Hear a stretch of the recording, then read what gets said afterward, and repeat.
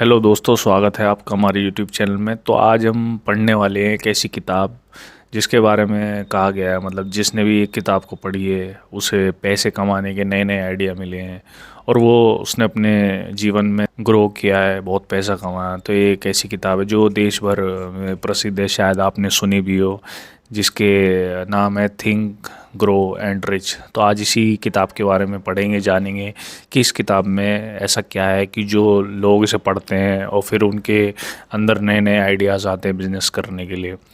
तो आइए चलते हैं और पढ़ते हैं इस किताब में ऐसा क्या है। तो पहले जो इसके लेखक हैं उनके बारे में बात कर लेते हैं। उनका नाम है नेपोलियन हिल।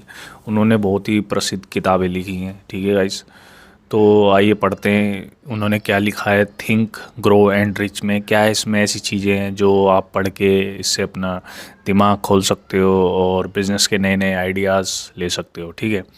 तो जो शीर्षक है इसका वो है सोना सिर्फ 3 फीट दूर। तो इसमें लेखक कहते हैं एक स्थायी हार पर प्रयास करना छोड़ देना असफलता का सबसे आम कारण होता है।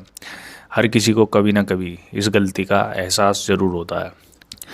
आर.यू. डर्बी, जो बाद में देश के सफलता बीमा एजेंट बने, वह अपने अंकल की एक कहानी बताते हैं कि उस समय सोने के पीछे लोग बहुत पागल थे। तब उनके अंकल और अन्य व्यक्ति मिलकर सोने की तलाश के लिए निकलते हैं और वह पश्चिम देश की तरफ सोना खोजने के लिए निकलते हैं और सोचते हैं कि हम निकलेंगे और सोना ढूंढेंगे और अमीर बन जाएंगे। तो उन्होंने ये कभी नहीं सुना जो दिमाग है वह सबसे बड़ा सोना है, ना कि ज़मीन। वे खुदाई करने के लिए निकल पड़े। बेशक वो मुश्किल था और सोने की उनकी भूख निश्चित थी। तो कई हफ्तों के बाद उन्हें एक चमचमाता हुआ सोने का एक पार्टिकल दिखा एक चट्टान में। तो उन्हें उस चट्टान को बाहर निकालने के लिए मशीन की ज़रूरत पड़ी। इसलिए वे तुरंत अपने घर विलियम्सबर्ग वापस गए। फिर अपने रिश्तेदार पड़ोसियों को बताया कि भाई ऐसा ऐसा कि मैंने सोने की खोज करी है। तो उन्होंने उन सबको सम्मोहित कर लिया और सभी ने मिलकर पैसे इकट्ठा किए और उन्होंने एक मशीन का जुगाड़ किया और उसे उस खान में बेच दिया। फिर जो डर्बी हैं और उसके अंकल फिर उसी खान में काम करने पहुंच जाते हैं।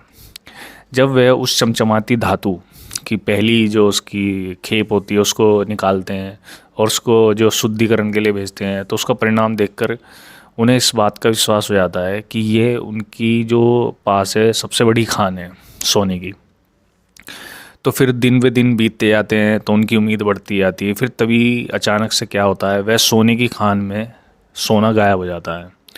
तो वो बहुत निराश होते हैं और फिर वो काफ़ी दिन तक इंतज़ार करते हैं, ढूंढते हैं, दूसरी दूसरी जगह पे खोद के देखते हैं कि सोना कहाँ है, पर उन्हें कहीं सोना नहीं मिलता। फिर वो थक हार के जो उन्होंने पैसे जोड़े थे, रिश्तेदारों से लिए थे, जो उन्होंने मशीन ली थी, फिर वो उस मशीन को बेच देते हैं एक कबाड़ी को। तो जो कबाड़ी होता है वो उसको कुछ $100-200 में लेके उस मशीन को ख़रीद लेता है। तो आपने सुना होगा जो कबाड़ी होते हैं सच में बेवकूफ़ होते हैं, पर वह कबाड़ी बेवकूफ़ नहीं था। तो फिर उस कबाड़ी ने दिमाग लगाया और उसने एक खनन इंजीनियर को उस खान को दिखाने के लिए बुलाया। उसने ये देखकर अनुमान लगाया कि सोने का सिरा सिर्फ 3 फीट नीचे पाया जा सकता है, जहाँ से डर्बी और जो उसके साथी थे वहाँ से खुदाई उन्होंने रोक दी थी। तो वह कबाड़ी उस खान से 3 फीट खोदता है और फिर जो सोने का जो बचा हुआ हिस्सा होता है और उसे निकाल लेता है, क्योंकि वह कबाड़ी जानता था कि किसी कार्य को छोड़ने से पहले किसी विशेष मतलब जो उस फील्ड का जिसे नॉलेज है उसका मशवरा लेना ज़रूरी है।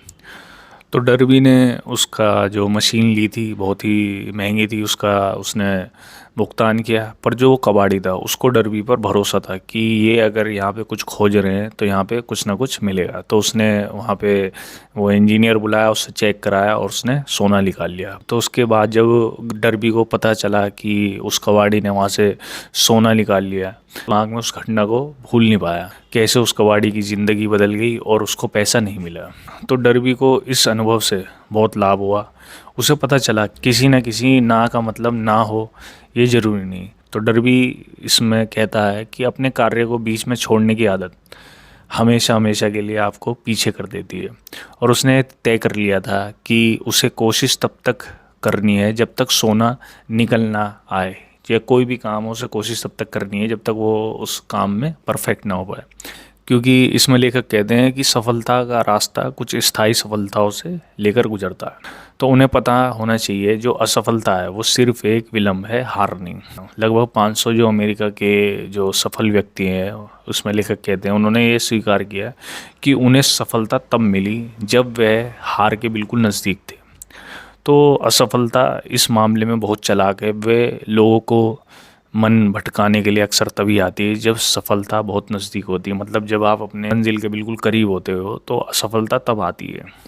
तो आपको जो भी आप कार्य कर रहे हो, इसमें लेखक कहते हैं उसको कभी छोड़ो मत, नहीं तो ऐसी होगा कि आप उस कार्य के बहुत नज़दीक थे कि आपका सोना निकलने ही वाला था, पर आपने उसको काम को छोड़ दिया तो दूसरा व्यक्ति आया, उसने वो सोना निकाल लिया। तो इसमें ये कहते हैं लेखक। तो अगर आपको ये वीडियो अच्छी लगी हो और जो कहानी हमने सुनाई वो अगर अच्छी लगी हो तो हमारे चैनल को सब्सक्राइब करते रहिए, और हम डेली आपके लिए ऐसी वीडियोस लाते रहेंगे जो आपको मोटिवेट करेगी और जीवन में आप कुछ उससे करोगे और जिससे आपको जीवन में कुछ सीखने को मिलेगा। ठीक है, तो हमारे चैनल को सब्सक्राइब करना ना भूलें। तो मिलते हैं कल नेक्स्ट वीडियो में।